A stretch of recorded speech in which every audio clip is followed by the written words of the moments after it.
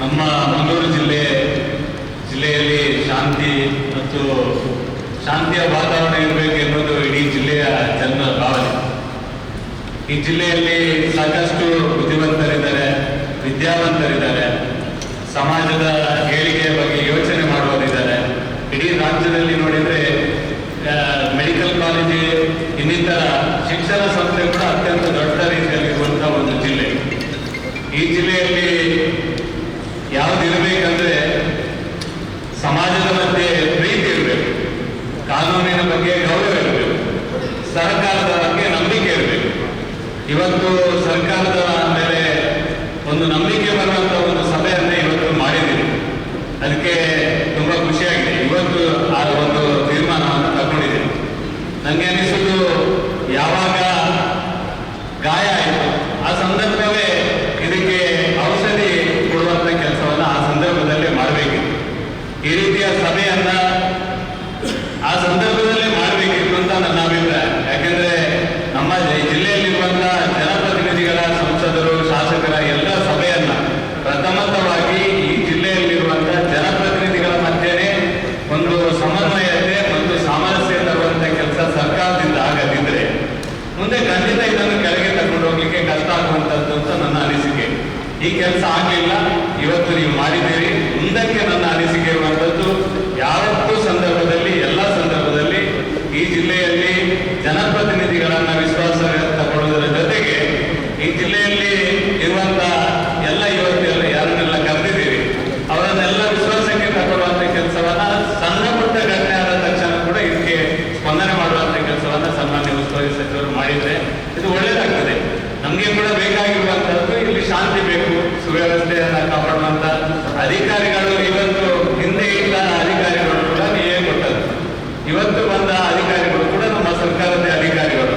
ಕೇವಲ ಒಂದು ಘಟನೆ ತೊಂದರೆ ಆದ ತಕ್ಷಣ ಅಧಿಕಾರಿಗಳ ವರ್ಗಾವಣೆಯಿಂದ ಸರಿಯಾಗುವಂಥದ್ದಲ್ಲ. ನಮಗೆ ಗೊತ್ತಿದೆ ಈ ಅಧಿಕಾರಿಗಳು ಬರ್ತಾರೆ, ಅವರು ಬೇರೆ ಜಿಲ್ಲೆಗೆ ಹೋಗ್ತಾರೆ. ಆದರೆ ಇಡೀ ಜಿಲ್ಲೆಯಲ್ಲಿ ಇರಬೇಕಾದವರು ನಾವೇ.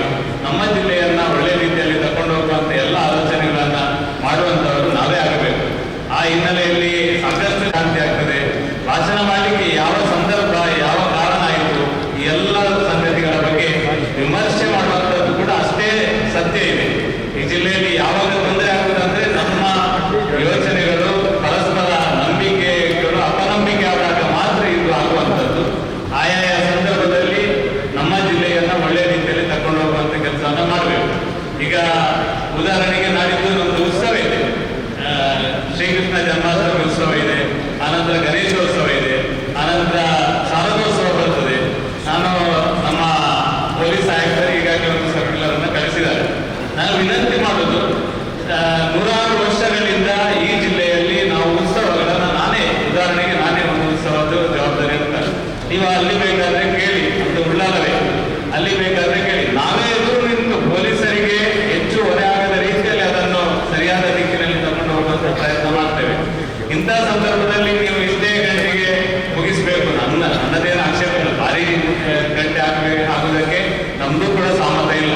ಆದ್ರೆ ಅದರಲ್ಲಿ ಇತ್ತೀಚಿನ ಈವರೆಗೆ ಏನೆಲ್ಲ ಉತ್ಸವಗಳು ಯಾವ ರೀತಿ ನಡ್ಕೊಂಡು ಬಂದಿದೆ, ಅದಕ್ಕೆ ನೀವು ಅಕಸ್ಮಾತ್ ಅದು ಮಾಡಬಾರ್ದು, ಇದು ಮಾಡಬಾರ್ದು ಅಂತ ಯೋಚನೆ ಮಾಡಿ ನೀವು ಡೈರೆಕ್ಷನ್ ಕೊಟ್ರೆ ತೀರಾ ಮತ್ತೆ ಸಮಸ್ಯೆ, ಮತ್ತೆ ಮನಸ್ಸಿಗೆ ನೋವಾಗುವಂಥದ್ದು ಇಂಥದ್ದೆಲ್ಲ ಆಗ್ತದೆ. ಅವರಿಗೊಂದು ಇವರಿಗೊಂದು ಇದೆಲ್ಲ ಚರ್ಚೆ ಮಾಡಬಾರ್ದು. ಇದನ್ನು ಕೂಡ ಸರಿ ಮಾಡುವಂತ ಕೆಲಸವನ್ನ ಖಂಡಿತ ನೀವು ಮಾಡಬೇಕು. ಯಾಕೆಂದ್ರೆ ಇನ್ನು ಬರುವಂತ ದಿನಗಳಲ್ಲಿ ಎಲ್ಲ ಉತ್ಸವಗಳು ಬರ್ತದೆ. ಆ ಸಂದರ್ಭದಲ್ಲಿ ಎಲ್ಲರನ್ನ ವಿಶ್ವಾಸಕ್ಕೆ ತಗೊಳ್ಳುವಂತ ಒಂದು ತೀರ್ಮಾನವನ್ನು ನೀವು ಸರ್ಕಾರದಿಂದ ತಗೊಳ್ಳುವಂತದ್ದು ಅಗತ್ಯ ಇದೆ ಅಂತ ಈ ಸಂದರ್ಭದಲ್ಲಿ ಹೇಳಿಕೆ ಮಾಡ್ತೇನೆ. ಒಟ್ಟು ಹೌದು, ನೀವು ಅಕಸ್ಮಾತ್ ಈ ಚರ್ಚೆ ಸಮಾಜದ ಮಧ್ಯದಲ್ಲಿ ಇನ್ನು ಎಲ್ಲ ಸಂಘಟನೆಗಳು ಬರುವಂತದ್ದು, ಅವರು ಮಾತಾಡುವಂಥದ್ದು, 8 ಪಾಯಿಂಟ್ ನಮ್ಗೆ ಸಹ ಬೈತಾರೆ. ಖಾಲಿ ಸರ್ಕಾರ ನಿಮ್ಗೆ ಬೈತಲ್ಲ, ನಿಮ್ಗೆ ಸಹ ಬೈತಾರೆ. ನೀವೇನ್ ಮಾಡಲಿಲ್ಲ, ನಮ್ಮ ಮೇಲೆ ಸಹ ಇದು ಜನಪ್ರತಿನಿಧಿಗಳ ಮೇಲೆ ಸಹ ಬರ್ತಾರೆ. ನಮ್ಮ ಸ್ಪೀಕರ್ ಸಾಹೇಬರ ಮೇಲೆ ಬರ್ತದೆ, MLA ಅವರ ಬರ್ತದೆ, ಮಂತ್ರಿಗಳ ಮೇಲೆ ಬರ್ತದೆ. ಆದ್ರೆ ಇದೊಂದು ಧಾರ್ಮಿಕ ಉತ್ಸವ ನಿತ್ಯ ನಿರಂತರ ಮಾಡ್ಕೊಂಡು ಬಂದಿರುವಂತದ್ದು. ನಾನು ನಿಮ್ಗೆ ವಿನಂತಿಯನ್ನ ಮಾಡಿ ಇದನ್ನು ಸರಿ ಮಾಡಬೇಕು ಅಂತ ವಿನಂತಿ ಅಲ್ಲ, ಇದಕ್ಕೆ ಕನೆಕ್ಟೆಡ್ ಸರ್, ಇದಕ್ಕೆ ಕನೆಕ್ಟೆಡ್. ಮತ್ತೆ ಅದು ಕಾನೂನಿನ ವಿಷಯ ಚರ್ಚೆ ಮಾಡೋಣ.